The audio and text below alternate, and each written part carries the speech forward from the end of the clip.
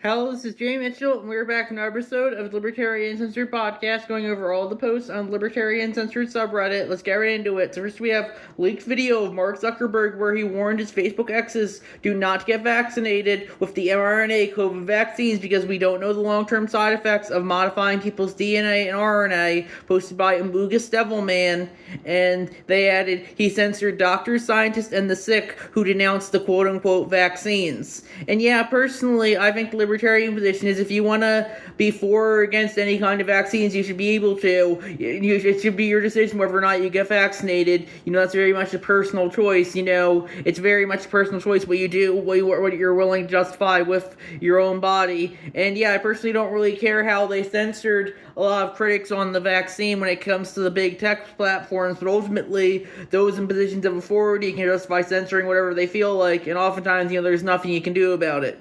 If they've censored them on their own accord, I think that would be fine, but I do know a lot of times they were pressured by big government to do so as well, and I don't think that's very libertarian. And that's my thoughts on that issue. Next, we have America spent a fortune shooting down cheap drones. Now the missile stores are bare, from Reason.com, posted by Jai Porcupine. And yeah, personally, I think libertarian position is if you want to get a drone, you should be able to. I don't think you should be flying it over people's property without their consent, but ultimately, justify whatever you want to. And that's my thoughts on that issue. Next, we have those who don't learn from history are doomed to repeat the same mistakes, posted by Amogus Devilman, and that's a cross post from the Austrian economics subreddit, and it's a meme, it's a picture, it says, in 1948, the West German government removed price controls that were in place since the Nazi era, result German economic miracle. In 1959, the Spanish government removed the price controls set up at the end of the Civil War, result Spanish economic miracle. In 2022, there are still people who defend price control. And yeah, I would agree with that.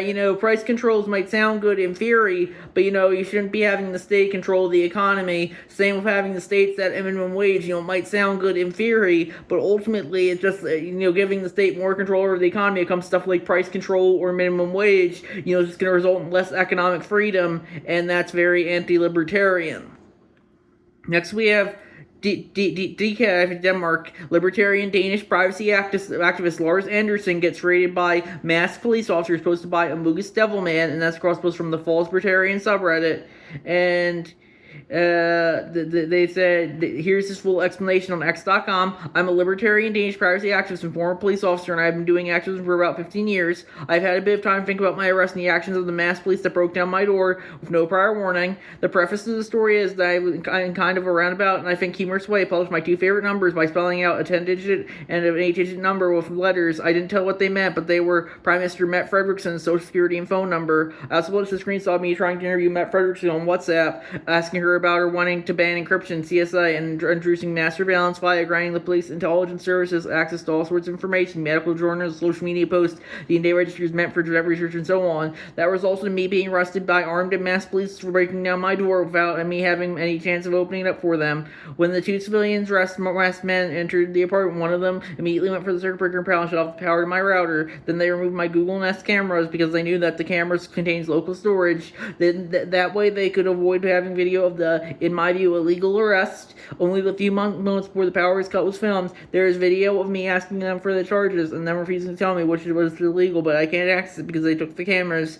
I'm not even sure if that is illegal. In Denmark, it is nominally totally illegal to film the police. That way it's possible to know what happened. It's not just your word against theirs. Denmark and the West are moving in the wrong direction. It makes me sad. And I would agree with all that. I personally think, publishing the Prime Minister's social security and phone numbers, is something that's kind of asking for trouble, I would argue. But, ultimately, I think if you want to justify doing that, you should be able to, and you shouldn't have to fear mass police agents showing up to your house and arresting you. But ultimately, the state's in a position of authority to justify whatever they feel like. If they want to send masked officers to your house for any reason, they have the legal use of force on their side, not yours. And ultimately, sometimes there's nothing you can do about it. And yeah, that's my thoughts on that issue. Next, we have George Orwell, 1984, posted by Woke Boogeyman, and that's a cross post from the White People Twitter subreddit, and that's a tweet from JoJo from Jers, who's quote tweeting Fat Post, who tweeted, "The Trump administration has forced the National Park Service to remove any photos of Harriet Tubman from their website covering the Underground Railroad," and she replied in the quote tweet, "Every record has been destroyed or falsified, every book rewritten, every picture has been repainted, every statue and street building has been renamed, every data has been altered, and the process is continuing day by day, but minute by minute. History has stopped. Nothing exists except an endless present in which the party's always right." George Orwell, 1984. And yeah, personally, I guess I would kind of agree with that. Personally, I think the Libertarian position is, we don't need government-run websites because, like the National Park Service, because when it comes to government-run websites, ultimately whoever's in charge of the state can justify, putting whatever on the website they want to, and oftentimes, there's nothing you can do about it. But ultimately, I guess, a lot, I guess, the government is going to justify having its own websites, and sometimes, there's nothing you can do about it. They even have their entire domain name .gov, and that's something that's important to remember as well. So, yeah, personally, I don't think they should have removed the photos from the website, but ultimately, they have the ability to justify whatever they feel like, and oftentimes, there's nothing you can do about it. Next we have, this is Trump donor John J. Cafaro, who got the $1.7 million no-bid contract to clean the Washington reflecting pool and has previously pled guilty in separate federal cases involving bribery and campaign finance violations. The name of his company, Greenwater Services, We Live in a Cartoon, posted by Patom13, and that's a cross post from the Behind the Bastards subreddit. And yeah, personally, it just goes to show you that the state's gonna naturally use when it comes to government contracts. They're naturally gonna use companies that are friendly to them and their interests. Because people are always gonna act in their own self-interest, and that's very much true regardless of which branch of the party is in power. They're always gonna hire their friends rather than hire who's most qualified for the job, and this is a good example of that. But sadly, we live in a world where ultimately, people are not naturally going to seek to enrich themselves and their allies rather than do what's right, and that's ultimately what happened here, I would say. And that's my thoughts on that issue. Next we have, won't even make it back to your fucking country. Trump shares warning to Iran over Hormuz. Trump also said the U.S. could become the guardian angel of the strait and take 20% of the oil as payment. Trump, we may take over the strait if we have to. I'll blow the shit out of them. From News18.com, posted by Woke Boogeyman, and that's cross post from the Energy subreddit. And yeah, personally, I don't really care for Trump's constant gusto in regards to, and saber rattling in regards to Iran. But ultimately, if he wants to justify doing that, he's in a position of authority to justify doing whatever he feels like, and oftentimes, there's nothing you can do about it. Ultimately, that's very much Trump's whole brand is trying to rile people up as much as possible, and yeah, eventually you just kind of get used to it. Personally, I think he's not really the one making the decisions here. The deep state, military-industrial complex, satanic cabal, lizard people, whatever you want to call them is, in addition to, the Israel lobby. The Israel lobby is the one who really pushed for the war, and that's important to remember as well. But yeah, it just goes to show it doesn't really matter what happens. Eventually, the U.S. will just go to war somewhere else. They've really been pushing Cuba recently, and they did kidnap Venezuela's president earlier this year. It's just going to show you that, Trump campaigned on the U.S. has to stop being the world police. We got to put America first. But then he gets in office and it's the same status quo bullshit and Israel first. And it just goes to show you, you can't really trust anything a politician says. They'll say one thing on the campaign trail and then do the opposite when they get into office. And that's my thoughts on that issue. Next we have the Racism Industrial Complex, posted by Amugus Devilman, and that's a cross post from the Anarcho-Capitalism subreddit, and that looks like a tweet from C. Free, who tweeted, "How much racism was created from 2010 to 2020? The SPLC revenue increased by 300%, 140 million. The terms racism, racist increased 800% by U.S. media. The terms white supremacy, white supremacist increased 3,000% by U.S. media. Incalculable damage done to America." And I would agree with that. In the early 2010s, I've said this many times, but you had Occupy Wall Street, which said big business as a result of all our problems. Then you have the Tea Party movement, which said big government as a result of all our problems. Well, in reality, those two things are often intertwined in a big government, big business consortium, and that's why they started using all this identity politics bullshit to distract people. The media started pushing racism constantly and transgenderism constantly and all that stuff, and that's why the culture war really started peaking, and I think that's important to remember as well. When that's how they use the culture war to distract from the fact that ultimately the elites are the ones really running the show, and oftentimes there's nothing you can do about it, because as George Carlin famously said, "Big club, you ain't in it," and that's very much how government works. They're going to seek to divide people rather than have the people realize that they have a lot, that they have a lot in common in regards to not liking the current ruling class, and that's my thoughts on that issue. Next we have attempted murder of ICE protester posted by Woke Boogeyman, and that's a cross-post from the ICE Raid subreddit entitled "Never Angled the Hit. He nearly ran over her head." And yeah, personally, I don't think you should be driving cars into protesters. Maybe if they're blocking the road, you could be more justified, but she didn't look like she was blocking any road, I guess. But ultimately, justify. If people want to justify that ultimately, that's on them. I personally don't think you should be doing it, but ultimately, sometimes people are going to do things you don't like, and that's how the world works. You can't control everyone's behavior. There's billions of people in the world, and not everyone's going to be a good boy every single day, and that's something that's important to remember when it comes to libertarianism. Libertarianism realizes you can't save everyone, so you have to let people make their own decisions. I personally don't think they should be doing ones that violate the non-aggression principle like they did here, when we're just running over a protester completely unprompted. But ultimately, people are going to justify what they feel like, and oftentimes there's nothing you can do about it, and that's true regardless of whatever system of government's in place. Next we have Starbucks workers fight off robbers, then get fired, from ToddStarnes.com, posted by Economy Medicine 318. And yeah, personally, I think they should have been promoted rather than fired. But ultimately, when it's a private company like Starbucks, it can fire you for any reason it feels like, and it's oftentimes there's nothing you can do about it. And that's my thoughts on that issue.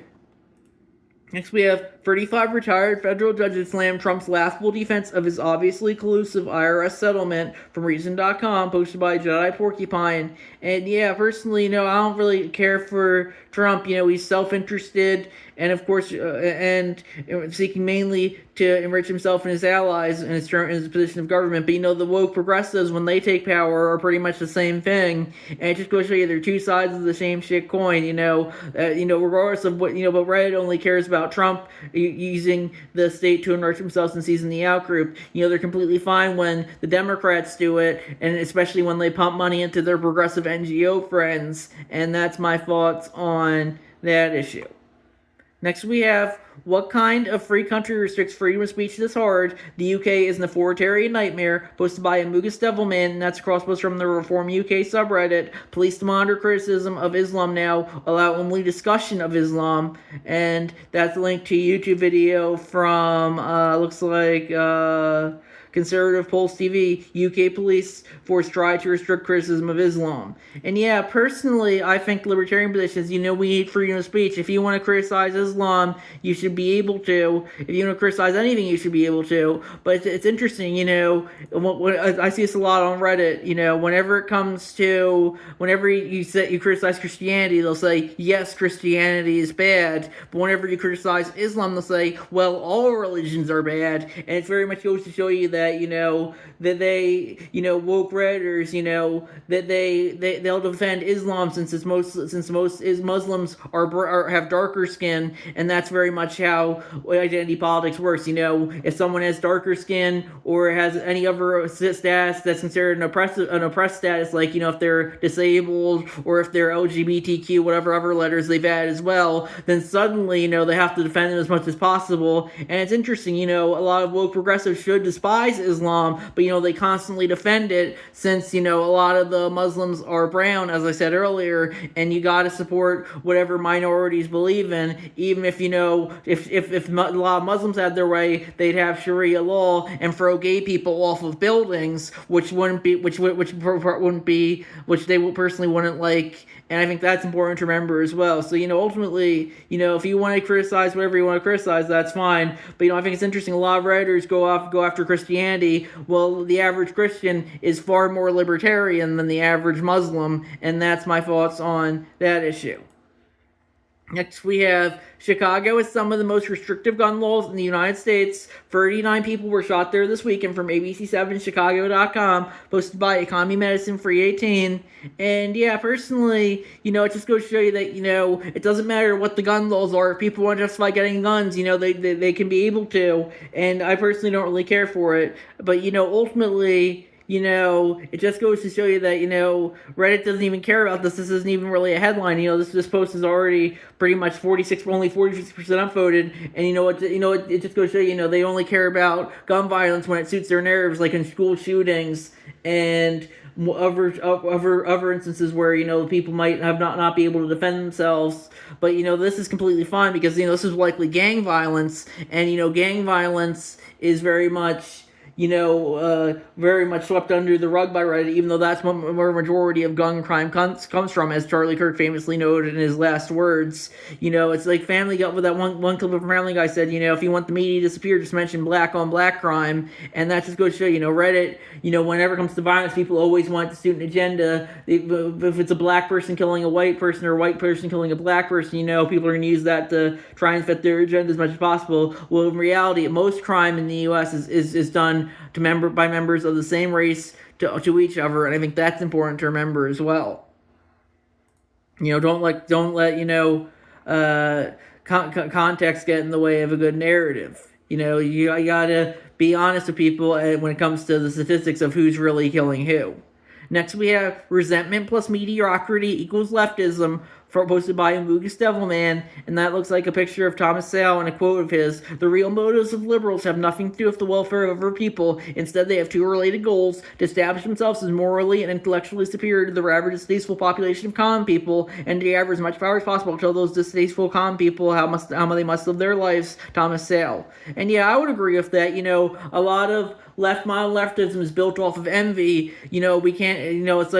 Why they care about Elon being the world's first trillionaire more than the Muslim rape gangs who are pretty much running the UK. And it just goes to show you that they only care about they care about what the narrative is. If someone has an oppressive status like a poor brown Muslim, that they'll sweep them under the rug or defend them if they have to. But if someone doesn't have an oppressive status like rich white billionaire Elon Musk, they'll throw him under the bus entirely. They'll say we shouldn't have any trillionaires, we shouldn't have any billionaires, and it's just because they're all envious. They only care about the people's oppression status rather than what they're actually doing. That's why they hate Elon Musk, but they're ambivalent on the Muslim grooming gangs in the UK.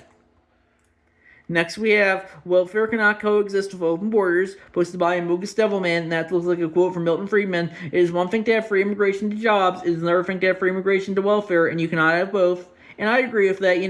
Ultimately, I do think, people should be able to travel wherever they want to. But I think in the modern age where it's so easy to get on the welfare state, you shouldn't be letting illegal immigrants take benefits that should be given to native-born citizens first and foremost. And yeah, personally, I think the libertarian position is we shouldn't have welfare in the first place, but it should very much be optional welfare, and you should be able to choose what group gets your money. If you want to send your money to illegal immigrants, ultimately, I think you should be able to. But ultimately, right now, you're pretty much forced to send your money to illegal immigrants if they're on the welfare state, and that's something that I feel like. I personally think if you want to justify sending your money to the welfare state, I think that's probably one of the better things that the government does, but it definitely should be optional, and you should be able to choose what group gets the money. And that's my thoughts on that issue. Next, we have Trump unveiled Qatar's gifted Air Force One this week. The retrofit costs $934 million from a nuclear missile budget. The plane becomes his personal property in 2029, posted by Woke Boogeyman. And that's a cross post from the Res Publica DE subreddit. And yeah, personally, I don't really care for that. But, ultimately, the president's going to justify, the government's going to justify taking whatever gifts it feels like, and oftentimes, there's nothing you can do about it. And I like how the Reddit always goes, oh, Trump's in Qatar's pockets, or Russia's pockets, when in reality is far more in Israel's pockets than either of those two countries. But and to Reddit's credit, they do call that out quite a bit. One of the few things I like about Reddit is how red-pilled it is on Israel. But, ultimately, it just goes to show you that, foreign actors, domestic actors, all kinds of actors are going to try and influence the government, and that's very much how influence works. You're going to try and influence those in positions of authority, and that's very much how influence works, I would say, when it comes to why we shouldn't have people in position of authority, since, people in positions of government authority are humans just like the rest of us, and they're going to be prone to be influenced by private and foreign actors as well as other public actors, and that's my thoughts there. Next we have police chased the wrong man, then shot him and watched as he bled out from TheIntercept.com, posted by Jay Porcupine. And yeah, personally I don't really care for that, but ultimately, police are in a position of authority just by doing whatever they feel like, and if they want to justify chasing the wrong person, they're in a position of state authority just by whatever they feel like, and oftentimes, there's nothing you can do about it. And yeah, personally, I hope it was an honest mistake, but, ultimately, that, I'll just go show you that, as I said earlier, government actors are just as fallible as everyone else, yet they're in a position where, they can pretty much justify whatever they feel like, and oftentimes, there's nothing you can do about it since they're in a position of state authority. And that's my thoughts on that issue. So I think we're going to wrap it up there. I'll see you guys in the next episode. Bye.